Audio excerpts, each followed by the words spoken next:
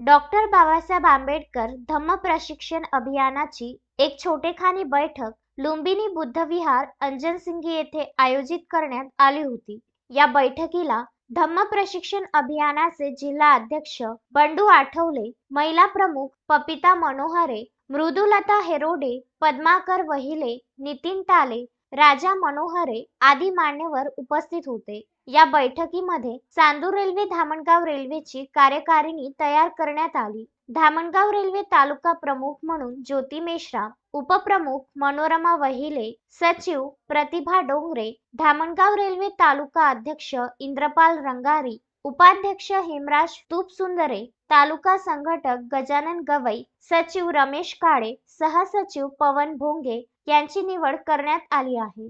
Chandur railway तालुका महिला प्रमुख म्हणून अश्विनी घोडेस्वार यांची निवड करण्यात आली। या बैठकीला अनेक धम्म महिला अरुणा आठवले, लता बागडे, ज्योती मेश्राम, अश्विनी घोडेस्वार उपस्थित होत्या।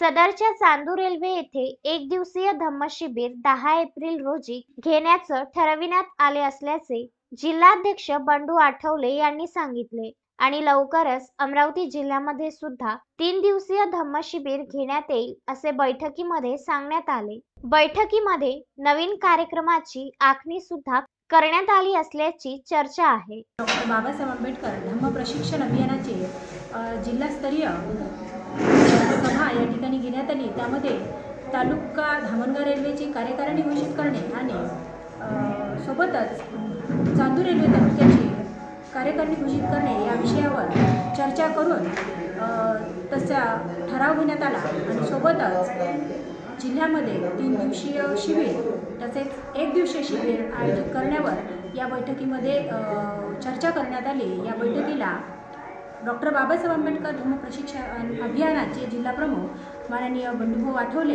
हे उपस्थित होते। तसेच जिल्हा उपप्रमुख माननीय मृदुलता हेरोडे यासुद्धा बैठकीला उपस्थित होत्या आणि जिल्हा संघटक नितीन टाले या सर्वांच्या समवेत आज आपली धामणगाव तालुक्याची कार्यकारिणी या ठिकाणी गठीत करण्यात आली।